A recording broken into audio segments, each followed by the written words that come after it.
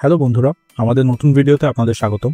আজকের ভিডিওতে আমরা একটি রোমান্টিক ড্রামা মুভি ব্যাখ্যা করতে যাচ্ছি। এই মুভির গল্পে আমরা একজন নারীকে দেখব যার একজন সুন্দর মালিক আছে। এই নারী তার মালিকের খুব কাছাকাছি এবং তার স্বামী এটি মোটেও পছন্দ করে না। যখনই সে তার স্বামীর সাথে ঘনিষ্ঠ হতো, সেই দাসীটি দূর থেকে তাদেরকে দেখত। শেষ পর্যন্ত এই তিনজনের মধ্যে কি ধরনের সম্পর্ক হয় তা আমরা এই ভিডিওতে দেখব। তাহলে চলুন ভিডিওটি শুরু করা যাক। মুভির শুরুতে আমরা সোফিয়াকে দেখি। সোফিয়া ইভার একজন দাসী হিসেবে কাজ করত। সে ইভার খুব বিশেষ একজন দাসী ছিল। ইভা যেখানেই যেত সোফিয়াও তার সাথে যেত। বলা যায় সোফিয়া ইভার দাসী হলেও তাদের মধ্যকার ভালোবাসাটা বোনের মতোই ছিল। সোফিয়া ইভার জন্য সবকিছু করত। সে তার খাবার নিয়ে আসতো এবং তার গোসলের ব্যবস্থা করত। সোফিয়া ইভার এত কাছাকাছি ছিল যে তার স্বামী এটি মোটেও পছন্দ করত না। কখনো কখনো ইভা এবং জশ যখন ঘুমাতো, হঠাৎ সোফিয়া তাদের ঘরে চলে আসতো এবং কাজ করত। তাই সোফিয়া প্রায়ই ইভা এবং জশের সাথে ঝগড়া বাঁধায় দিত। সত্যি কথা হলো, অনেক বছর আগে ইভার বাড়ি পুড়ে গিয়েছিল। সে আগুনে ইভার মা এবং সোফিয়ার বাবা মা মারা গিয়েছিল। ইভা এবং সোফিয়া কোনোভাবে বেঁচে গিয়েছিলেন। এই ঘটনার পর সোফিয়াকে ইভার বাবা বাড়িতে নিয়ে এসেছিলেন এবং সেখান থেকে তারা বোনের মতো বসবাস করতে শুরু করলো। কিন্তু সোফিয়ার মা বাবা ছিলেন চাকর, তাই ইভার বাবা তাকে চাকর হিসেবে কাজে লাগিয়েছিলেন। এক রাতে ইভার বাবার স্বাস্থ্য খুব খারাপ হয়ে যায় এবং তখন তিনি সোফিয়াকে প্রতিশ্রুতি দিয়েছিলেন যে যাই হোক না কেন সে ইভাকে তার সাথে রাখবেই। একদিন যখন ইভা গোসলের প্রস্তুতি নিচ্ছিল, সোফিয়া অনেক ভেষজ নিয়ে আসে। সে তা পানিতে মিশিয়ে ইভাকে নাড়াচাড়া করত, কিন্তু সে যেভাবে ইভাকে স্পর্শ করছিল জশের তা দেখে খুব খারাপ লাগত। জশ সোফিয়ার উপর রাগ করতে শুরু করে, তাই সে সোফিয়াকে বকাঝকা করত। এখানে সোফিয়া নিজেকে খুশি করার চেষ্টা করত। সে আয়নার সাথে কথা বলে নিজেকে বিভ্রান্ত করত। এক রাতে যখন সোফিয়া তার ঘরে যাচ্ছিল, সে ইভার ঘর থেকে আওয়াজ শুনতে পায়। সে সেখানে দাঁড়িয়ে যায়। ওই আওয়াজ শুনে সোফিয়া বুঝতে পারে যে জশ এবং ইভা এখন ঘনিষ্ঠ হচ্ছে। তাদের উভয়ের উষ্ণ আওয়াজ শুনে তার মনের মধ্যে ঝড় উঠে যায়। এরপর সে দ্রুত তার ঘরে এসে তার সব কাপড় খুলে ফেলে। সে আয়নার সামনে নিজেকে সন্তুষ্ট করতে শুরু করে। পরের সকালে যখন সোফিয়া বাজারে যায়, সে স্টিভ নামের একজন লোকের সাথে দেখা করে। স্টিভ সোফিয়াকে পছন্দ করত এবং সে সব সময় স্টিভের কাছ থেকে সবজি কিনত। যখন সোফিয়া বাজার থেকে ফেরে, সে পুরো বাড়ি পরিষ্কার করে এবং রান্না করে, কারণ আজ তাদের বাড়িতে কিছু অতিথি আসছিলেন। সে তখনও সোফিয়ার বাইরের কাজ করছিল। তখনই সে জানতে পারে যে জশের একটি নতুন চাকরি হতে যাচ্ছে। এটি শুনে সোফিয়া খুব মন খারাপ করে, কারণ সে ইভা থেকে দূরে যেতে চায় না। তাই সে এখন আরও ভালোভাবে কাজ করতে শুরু করে। শীঘ্রই অতিথিরা বাড়িতে আসেন। তাদের অতিথি ছিলেন নরম্যান এবং তার স্ত্রী জেনিফার। নরম্যানকে দেখে সোফিয়া হতবাক হয়ে যায়, কারণ একসময় নরম্যান সোফিয়াকে ভালোবাসত এবং সোফিয়াও নরম্যানকে পছন্দ করত। কিন্তু ইভা তাকে তার কাছ থেকে ছিনিয়ে নেয়। যখন নরম্যান এখানে আসে, সোফিয়া ভয় পেয়ে যায় এবং সে বড় ভুল করে। জশ তার উপর খুব রাগান্বিত হয় এবং সবার সামনে সোফিয়াকে বকাঝকা করে। কিছুক্ষণ পর অতিথিরা চলে যায়। এরপর জশ এবং ইভা আগের মতোই ঝগড়া শুরু করে। আজও সোফিয়া ছিল তাদের ঝগড়ার কারণ।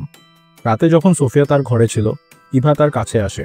ইভা তাকে কিছু বলে না, শুধু নিঃশব্দে তার কাছে যায়। কিন্তু সোফিয়া বুঝতে পারে যে এখন তাকে এ বাড়ি ছেড়ে যেতে হবে।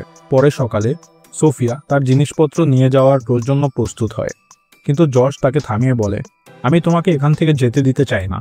আমি চাই তুমি সবসময় আমাদের সাথে থাকো। জশ সব বুঝতে পারে এবং সে আবার তাকে কাজে ফিরতে বলে। পরের দিন সোফিয়া নরম্যানের সাথে দেখা করতে যায়। সেখানে তারা অনেক কথা বলে। নরম্যান সম্পর্কে জিজ্ঞাসা করলে সোফিয়া তাকে বলে, ইভার বাবা আমাকে ভালোবাসতেন, কিন্তু ইভা বারবার আমাকে ছোট করতে চেয়েছে, কারণ সে তার বাবার ভালোবাসা কাউকে দিতে চায়নি। কিন্তু তখন ইভা এসে তাকে তার সাথে হাঁটতে বলে। ইভা তাকে জশের স্টুডিওতে নিয়ে যায়। সেখানে তারা একটি লুকানো শিশু পায়, যা জশের মূর্তির মধ্যে লুকিয়ে রাখা ছিল। এত বছর বিয়ে করেও ইভা মা হতে পারেনি, তাই ইভা এই শিশুটিকে তার বাড়িতে নিয়ে আসে। যখন ইভা শিশুটির যত্ন নিতে চায়, শিশুটি অনেক লাফালাফি করে। পরে যখন সোফিয়া শিশুটির যত্ন নেয়, তখন শিশুটি তার কাছে আসে। এরপর জশ একজন ডাক্তার ডাকে। ডাক্তার শিশুটিকে ভালোভাবে পরীক্ষা করে বলে, এই শিশু সম্পূর্ণ সুস্থ, তবে তার শরীর একটু বেশি নমনীয়। ইভা ইতিমধ্যে তার নিজের সমস্যায় বিরক্ত ছিল, কিন্তু জশ এবং সোফিয়া শিশুটিকে চিনতে পারে। এক রাতে তারা শিশুটিকে নিয়ে মেলায় যায়। বাড়ি ফেরার পথে তারা দরজায় একজন জাদুকরকে দেখতে পায়। জাদুকরকে দেখার আগেই শিশুটিকে কোথায় লুকিয়ে ফেলা হয়। জশ সোফিয়াকে বলে সে যেন জাদুকরের সব খাবারের ব্যবস্থা করে। খাওয়ার সময় জাদুকর তাদের বলে তার বাবা মা মারা গেছে, আর এখন তার ছেলে ভিলি আমার উত্তরাধিকারী। জাদুকরের কথা থেকে তারা বুঝতে পারে যে তাদের বাড়ির শিশুটি ভিলি। জাদুকর তখন সবাইকে তার জাদু দেখায় যাতে সবাই ভয় পেয়ে ভিলিকে তার কাছে দিয়ে দেয়, কিন্তু শত চেষ্টা করেও তারা জাদুকরকে ভিলি সম্পর্কে কিছু বলে না। এখন সোফিয়া ভিলির যত্ন নিতে শুরু করে। ইভা এতে অসন্তুষ্ট হয়। সোফিয়া নরম্যানকে সব কথা বলে এবং ইভাকে ক্ষমা করার পরামর্শ দেয়। এখন সোফিয়া আবার নরম্যানের কাছে আসতে চায়।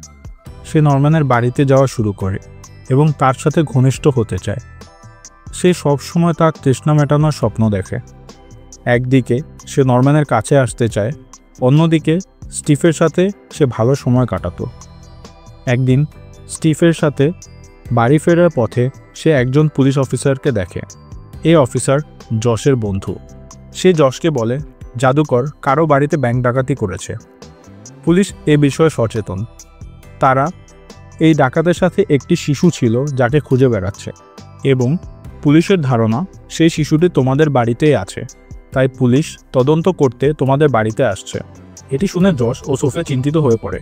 এখন তারা শিশুটিকে ভালোভাবে খাওয়াতে শুরু করে এবং মোটাসোটা বানানোর চেষ্টা করে যাতে কেউ তাকে চিনতে না পারে। এরই মধ্যে সোফিয়া জানতে পারে যে স্টিভ তার এক বন্ধুকে বিয়ে করতে চলেছে। এটি জেনে তার হৃদয় ভেঙে যায়। এখন পুলিশ জশের বাড়িতে আসে, কিন্তু যখন তারা উইলিকে ডাকে তখন পুলিশ ফিরে যাওয়ার সিদ্ধান্ত নেয়, কারণ জশ ও সোফিয়া তাকে এতটাই পরিবর্তন করে ফেলেছিল যে সে আগের মতো দেখাচ্ছিল না। এখন সবকিছু ঠিক হয়ে গেল। সবাই উইলিকে বাঁচাতে পেরে খুব খুশি হয়। উইলি এদিক ওদিক লাফাতে শুরু করে আর সোফিয়া তাকে ধরে ফেলতে ছুটতে থাকে।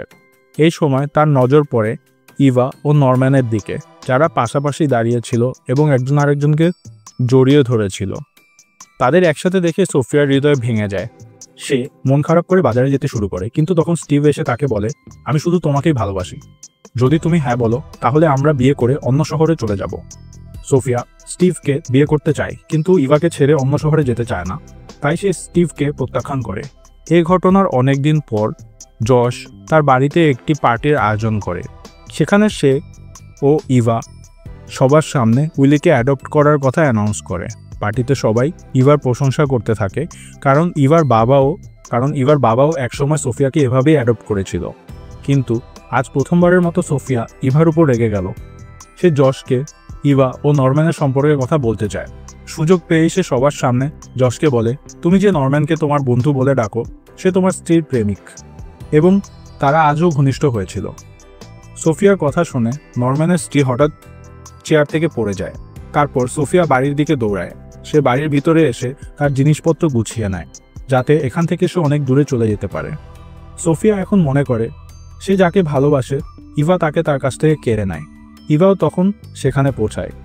ইভা প্রথমে খুব রেগে যায়। সে সোফিয়াকে বলে আমি মা হতে যাচ্ছি, নরম্যানের কারণেই এটি সম্ভব হয়েছে। সে প্রার্থনা করেছে, তাই আজ আমি খুশি হয়ে তাকে জড়িয়ে ধরেছি।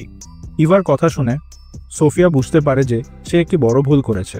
আসলে ইভা তাকে কখনো ঘৃণা করেনি, সবকিছু তার ভুল ধারণা ছিল।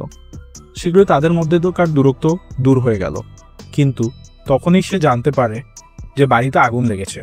সোফিয়া নিজেকে এই ঘটনার জন্য দায়ী মনে করে, কিন্তু সে শীঘ্রই ইভাকে বাঁচায়। শেষ পর্যন্ত ইভার কথায় সোফিয়া স্টিভকে বিয়ে করে। এখন তারা দুজনেই তাদের পরিবার নিয়ে সুখে বসবাস করতে থাকে এবং এখানেই মুভিটি সমাপ্তি হয়।